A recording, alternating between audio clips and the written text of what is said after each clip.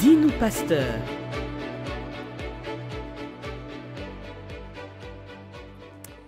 Shalom, bien-aimés dans le Seigneur, c'est la prophétesse Frida Manzioni de la Tour de Prière Semeur, le centre des passionnés de Christ. Alors, nous sommes à la fin de notre série sur la délivrance des familles et j'espère que les premières séries vous ont fait du bien et je crois que nous allons clôturer en beauté. N'est-ce pas, la Bible dit, vaut mieux la fin d'une chose que son commencement parce que la fin sera encore plus belle. Amen. Nous allons prier le Seigneur et nous allons donc rentrer dans notre dernier message par la grâce de Dieu. Éternel mon Dieu, merci car tu es le Dieu Alpha et Oméga. Toi qui as commencé avec nous, c'est toi qui termines avec nous aujourd'hui. Seigneur, tu es le commencement et la fin. Merci Seigneur pour ce dernier numéro que tu nous accordes. Dernier numéro, mais ce n'est pas, Seigneur, la fin de ta présence. Ce n'est pas la fin de ta main. Ce n'est pas la fin de tes messages. Seigneur, nous te prions de prendre le contrôle de ce moment. Saint-Esprit de Dieu, règne encore, manifeste-toi encore, guéris encore et que les familles soient délivrées au travers de ce message. Dans le nom puissant de Jésus, j'ai ainsi prié. Amen. Gloire à Dieu, soyez bénis. En tout cas, pendant que j'étais en train de prier, là tout de suite, à peine là tout de suite, le Seigneur m'a fait voir comme un problème au niveau de la peau, maladie de la peau. Peut-être que tu suivras ce message, il faut que je le dise maintenant, sinon je vais oublier. Peut-être que tu suivras ce message et que tu as un problème au niveau de la peau, comme l'eczéma un peu accentué au niveau de la peau. Le Seigneur te guérit dans le nom de Jésus. Au travers de ce message, le Seigneur te guérit. Reçois la guérison dans le nom puissant de Jésus. Alors, j'aimerais parler de ce père qui a ramené son enfant vers Jésus pour la guérison. Toujours dans la délivrance des familles, et s'il faut que je donne un nom à ce dernier numéro, je dirais, oh, le cri d'un père, le cri d'un père, le cri d'un père. Alléluia. Je lis dans Matthieu 17 à partir du verset 14. Lorsqu'ils furent arrivés près de la foule, un homme vint se jeter à genoux devant Jésus et dit, « Seigneur, aie pitié de mon fils, qui est lunatique et qui souffre cruellement. Il tombe souvent dans le feu et souvent dans l'eau. Il tombe souvent dans le feu et souvent dans l'eau. » Bien-aimés dans le Seigneur, sachez que les démons travaillent avec les éléments de la nature. Il y a des démons qui travaillent avec le feu, il y a des démons qui travaillent avec l'eau, il y a des démons qui travaillent avec la terre, il y a des démons qui travaillent avec l'air. Et ici, ce père vient donc vers Jésus pour dire « Aie pitié de mon fils qui est lunatique et qui souffre cruellement. » Bizarrement, on peut remarquer que le père a compris qu'il y a un démon dedans, il y a quelque chose qui ne va pas. Vous savez, des fois, tu peux être malade, tu sens que c'est naturel. Il y a d'autres maladies, même lorsque tu vas à l'hôpital, on ne trouve pas c'est quoi. Il y a des gens qui souffrent de ce qu'on appelle des maladies sans nom. On ne sait pas.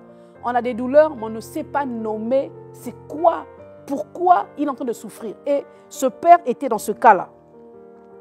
Il dit, qui souffre cruellement, il tombe souvent dans le feu et souvent dans l'eau. Il tombe souvent dans le feu et souvent dans l'eau. Bien-aimés, j'aimerais vous emmener, comme c'est la fin, je vous emmène un peu dans la spiritualité. Lorsqu'on parle du feu, tout ce qui agit au travers du feu, ça ramène des inflammations. Tout ce qui est inflammatoire, tout ce qui est inflammation, tout ce qui ramène la chaleur, en fait, c'est relié au feu. Et ici, en l'occurrence, lorsqu'on est en train de lire, nous comprenons prophétiquement que deux genres de démons contrôlaient cet enfant. Un démon qui travaille avec le feu et un démon qui travaille avec l'eau. Donc, un esprit de feu et un esprit des eaux. Et il dit ceci, « Je l'ai amené à tes disciples, ils n'ont pas pu le guérir. Race incrédule et perverse. » Répondit Jésus, « Jusqu'à quand serai-je avec vous? Jusqu'à quand vous supporterai-je? Amenez-le-moi ici. » Jésus parla sévèrement aux démons. Jésus parla sévèrement aux démons qui sortit de lui et l'enfant fut guéri à l'heure même. Waouh! Ce démon ou encore ces démons travaillaient avec deux éléments, le feu et l'eau. Voilà pourquoi Bien-aimé dans le Seigneur, tu dois avoir Christ en toi comme Seigneur et Sauveur. Lorsque tu n'as pas Jésus en toi, tu vas devenir la proie des démons. Tu vas devenir le ballon de football des démons. Lorsque tu ne prends pas ta vie de prière au sérieux, le diable va jouer avec ta vie. Ici, les disciples n'ont pas pu chasser cet esprit. Mais lorsque le Père emmène l'enfant vers Jésus, vous allez voir que ce Père savait, il avait la foi que Jésus pouvait guérir son enfant. C'est le Père qui a emmené, qui a présenté l'enfant vers Jésus. J'aimerais dire à une personne, apprends à présenter ta famille, devant le Seigneur. Apprends à recommander ta famille entre les mains du Seigneur. Apprends, je répète encore, apprends à présenter ta famille dans la prière au Seigneur. Souvent, on dit que c'est les mamans qui prient dans la maison. Oui, mais ici, c'est le Père qui a emmené l'enfant devant Jésus, n'est-ce pas? C'est papa qui a emmené l'enfant devant Jésus.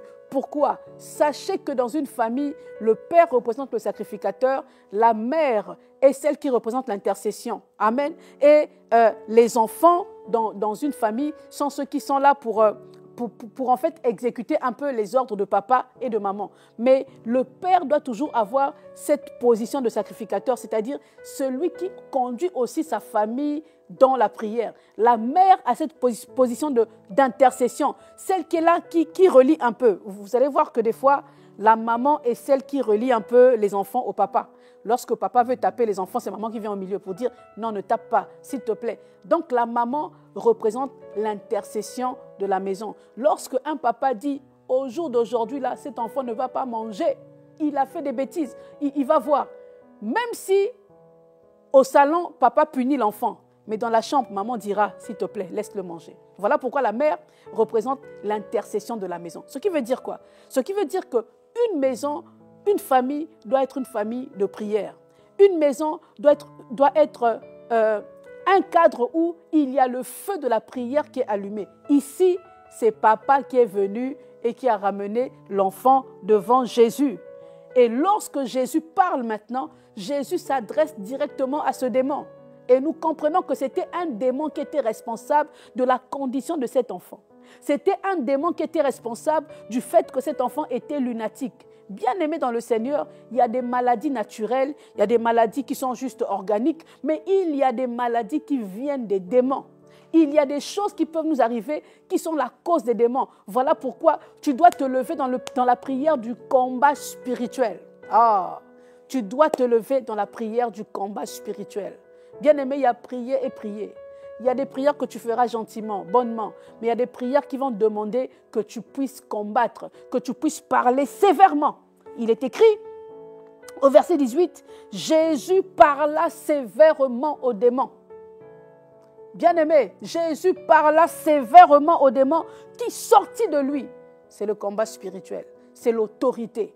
Quand tu parles à un démon, tu parles avec autorité et ce démon lâche prise, libère ton enfant, libère ta famille. Nous devons nous lever dans la prière dans les familles pour que nos enfants soient libérés.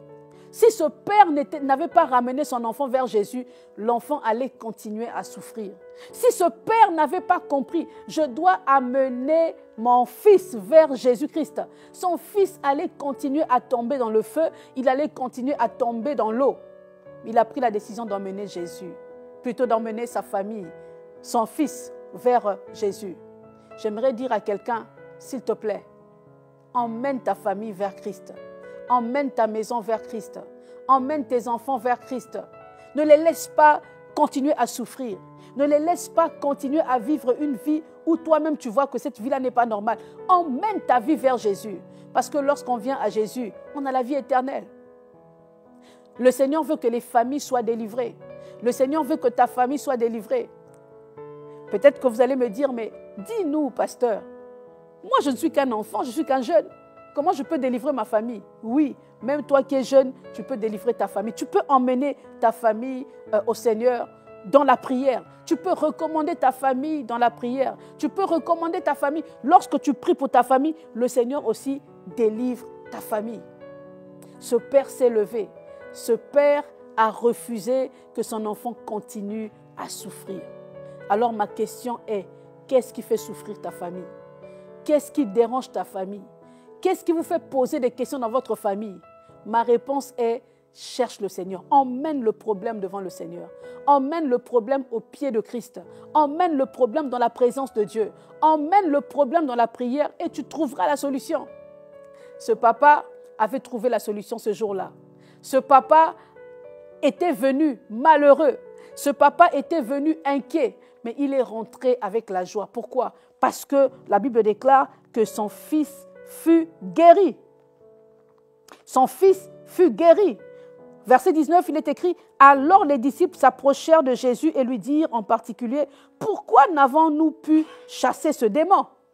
C'est à cause de votre incrédulité, leur dit Jésus. Je vous le dis en vérité, si vous aviez de la foi comme un grain de sénévé, vous diriez à cette montagne, transporte-toi d'ici là, elle se transporterait. Rien ne vous serait impossible. » Alors, le verset 21 est très important parce que le verset 21, nous allons clôturer ici. Le verset 21, c'est la clé même de la délivrance. Le verset 21 dit ceci, « Mais cette sorte de démon ne sort que par la prière et par le jeûne. » Mais cette sorte de démon, ce qui veut dire qu'il y a plusieurs sortes de démons.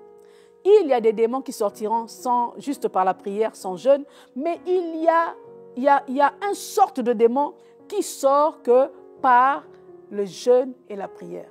Mais cette sorte de démon ne sort que par le jeûne et la prière. Bien-aimé dans le Seigneur, des fois, tu es en train de continuer à te battre parce que tu n'as pas encore jeûné. Des fois, tu pries, oui, mais le Seigneur veut que tu puisses rajouter le jeûne. Le jeûne va permettre à ce que ce démon qui est en train de persister puisse partir. Il y a des démons qui partiront naturellement, simplement, mais il y a d'autres, pour partir, il faut que tu rajoutes le jeûne à la prière. Ici, le Seigneur Jésus donne la clé de la délivrance. La clé de la délivrance, bien-aimé, c'est dans les jeûnes et la prière. Tu dois apprendre à jeûner. Tu dois jeûner pour ta famille. Tu veux voir ta famille être délivrée, tu dois jeûner pour ta famille.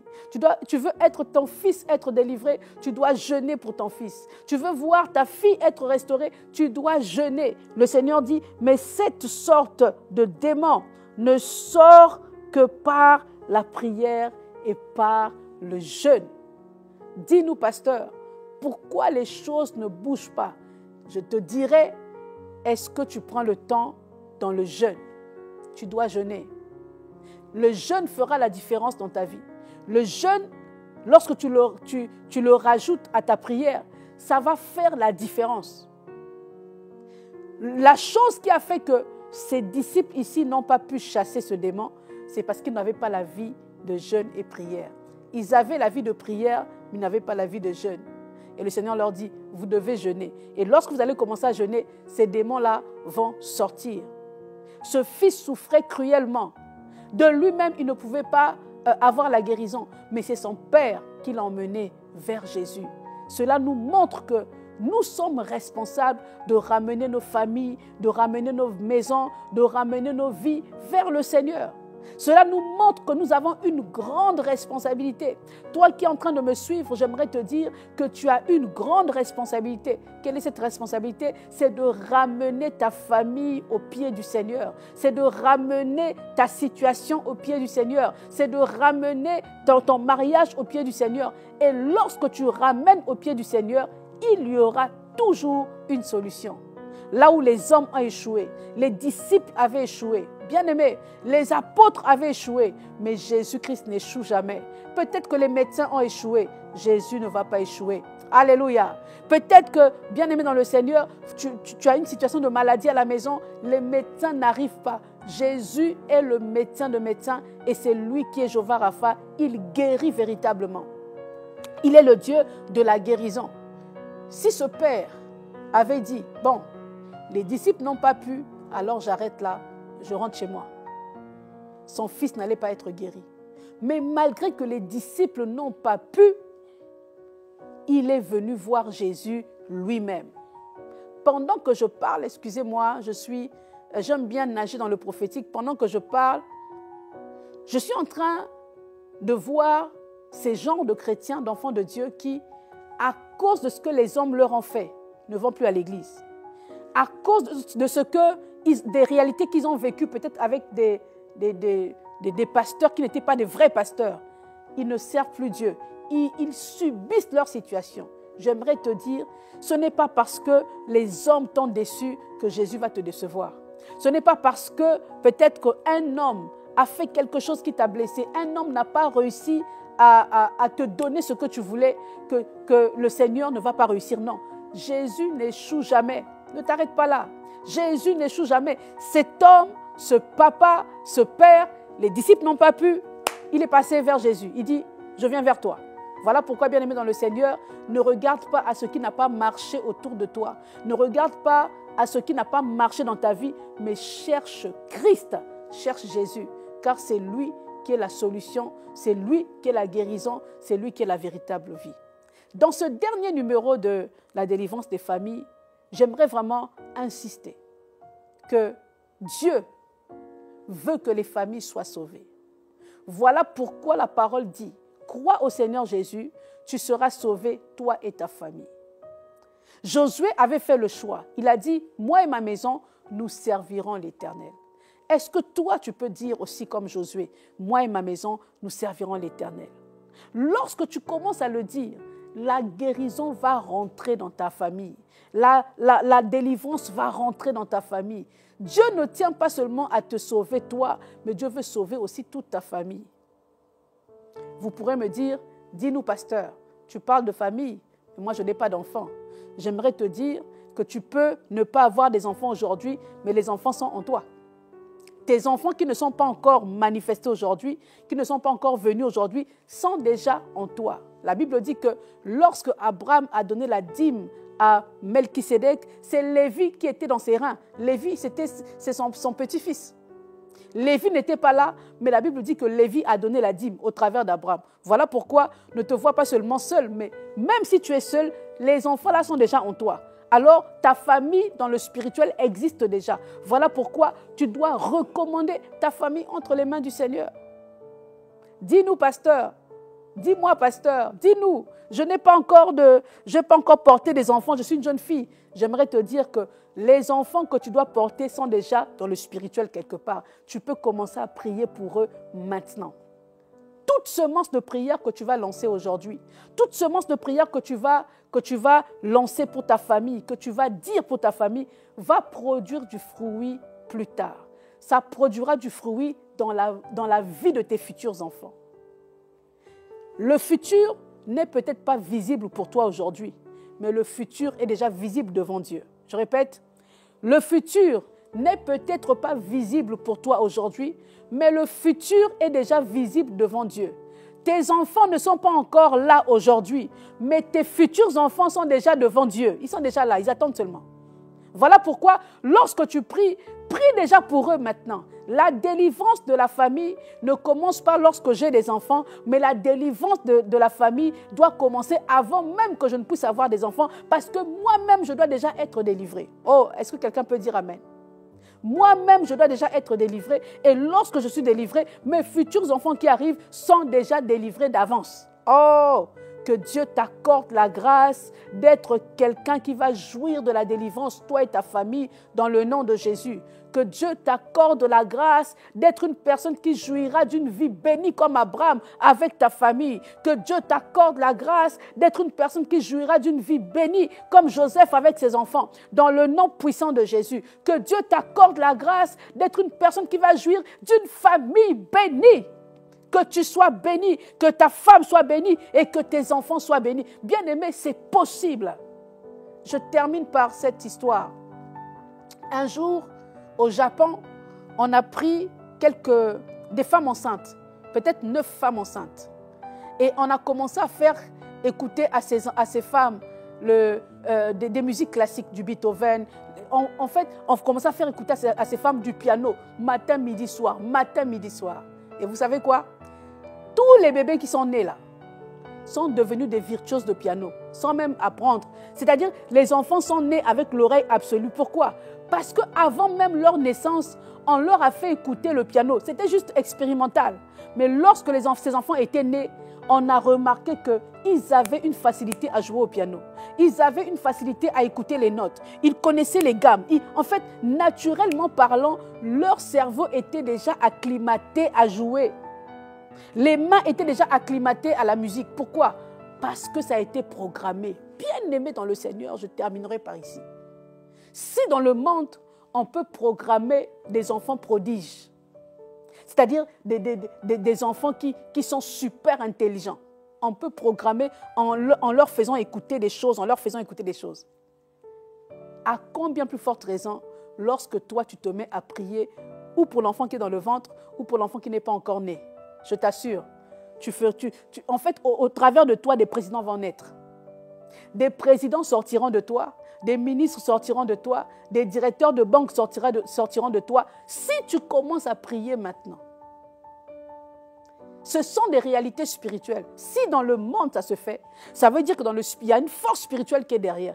Dans le spirituel, lorsque tu pries, tu recommandes cet enfant, alors quelque chose va se faire. Et pendant que je parle, le Seigneur m'emmène vers Anne. Lorsque Anne a dit, « Éternel, si tu me donnes un fils, je te le consacrerai. » En fait, Anne a fait en sorte que Samuel devienne juge. Anne a fait en sorte que son fils soit prophète. Elle a dit, je vais te le consacrer, il va te servir. Tu me le donneras, je vais te le redonner. Or, au travers de la prière de la mère, le Samuel qui est né, c'était le grand prophète, le grand juge, c'était le prophète royal. De la même manière, bien-aimés, gardez ce principe. Priez pour vos enfants, priez pour vos futurs enfants, priez pour votre vie et Dieu vous donnera une famille extraordinaire. Parce que Dieu veut que vous soyez bénis, vous et votre famille. Dieu veut que vous soyez distingués, vous et votre famille. Et que ton nom, le nom de ta famille, devienne grand au travers de toi ou au travers de tes enfants. Aujourd'hui, on peut parler de la famille de Mbappé. Pourquoi? Grâce à un seul fils, on peut parler du père, on peut parler de la mère, on peut parler de tout le monde. Juste grâce à une seule personne. Que Dieu te donne dans ta famille une seule personne qui va élever le nom de votre famille. Que Dieu te donne dans ta famille une seule personne, pourquoi pas toi-même, qui puisse être celui qui sera le berger des frères, le Moïse des frères, le David des frères, celui qui va élever le niveau de sa famille. C'est possible avec toi, parce que la Bible dit que Dieu ne fait exception de personne et Dieu veut le faire avec toi. Dieu veut le faire avec toi. Est-ce que tu peux dire avec moi, moi et ma famille, nous servirons l'Éternel. Moi et ma famille, nous servirons l'Éternel. Moi et ma famille, nous servirons l'Éternel. Bien-aimé, ce père a ramené son fils vers Jésus. Quel que soit le problème que tu as, ne le garde pas pour toi. Ne le garde pas dans ta maison, mais emmène-le au Seigneur. Quel que soit le problème, emmène-le au Seigneur. Pourquoi? Parce que le Seigneur donne la solution. Parce que le Seigneur est celui, lorsqu'on lui ramène une situation, il donne la solution.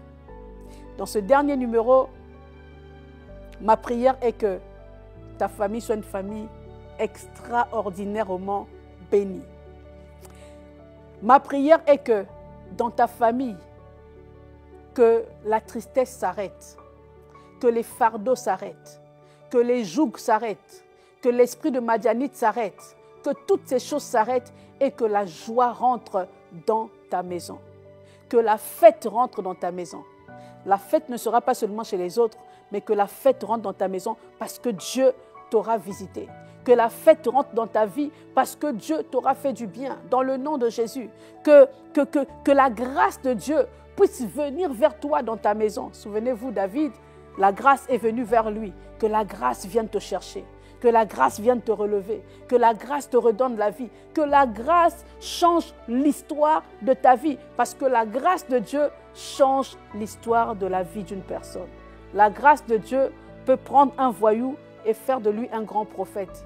La grâce de Dieu peut prendre un rejeté et faire de lui quelqu'un que tout le monde va acclamer. La grâce de Dieu peut prendre quelqu'un qui n'a pas étudié et faire de lui un directeur dans une grande entreprise de la place. La grâce de Dieu peut tout faire. Que cette grâce te localise dans le nom puissant de Jésus-Christ. Soyez bénis pour ce dernier numéro. Et si vous n'avez pas vu les autres séries, s'il vous plaît, retournez à la première série et atterrissez à cette dernière série. Il n'y a pas de problème. En tout cas, remontez et si vous avez été béni, laissez des commentaires, aimez la vidéo. Soyez des personnes qui allent aussi être des sycomores en partageant aussi cette émission parce que c'est une émission qui bénit vraiment le corps du Christ. Ne manquez pas à partager et le Seigneur ne manquera pas à vous bénir. Alors, dans ce dernier numéro, nous allons prier le Seigneur et nous allons peut-être pas nous dire au revoir, mais en tout cas nous dire que Dieu vous bénisse. Alors, je vais prier. Seigneur, mon Dieu, Père, merci encore pour ce dernier numéro de la délivrance des familles. Seigneur, je prie, oh Dieu, que tu bénisses toutes les personnes qui ont suivi cette série. Seigneur, mes mots peuvent être faibles, mes paroles peuvent être fragiles, peut-être aussi, Seigneur, mon expression peut être faible, mais Saint-Esprit de Dieu, toi qui parles mieux, toi qui exprimes mieux les mots, toi qui dis mieux, que tu puisses encore toucher les cœurs, que tu puisses encore parler dans les cœurs et que ta voix puisse faire écho, que des vies soient délivrées, que des vies soient libérées, que des vies soient totalement restaurées, que des familles soient libérées dans le nom de Jésus. Père éternel, mon Dieu, je prie, Seigneur, oh Dieu, que ta grâce puisse changer les vies, que ta grâce puisse libérer les familles, que ta grâce puisse donner la vie à toute personne, Seigneur, qui m'a suivi dans cette émission. Bénis encore, Père éternel, ô Dieu de gloire, ton peuple. Bénis toute l'équipe, Seigneur. Bénis cette chaîne et bénis, Seigneur, ô Dieu, tout le corps du Christ à travers le monde, dans le nom puissant de Jésus. Que Dieu vous bénisse, que Dieu vous fasse du bien et que Dieu élève votre famille dans cette génération. Dans le nom de Jésus-Christ, j'ai ainsi prié et nous disons 3 fois Amen, Amen, Amen, Amen. Soyez bénis. C'était la prophétesse Frida Manzioni, visionnaire du ministère Tour de prière Semeur. Et l'église locale, c'est Centre des passionnés de Christ. Soyez bénis et à très bientôt. Et je salue encore mon tendre époux, le pasteur Bienvenu Manzioni. Soyez bénis. Ciao, ciao.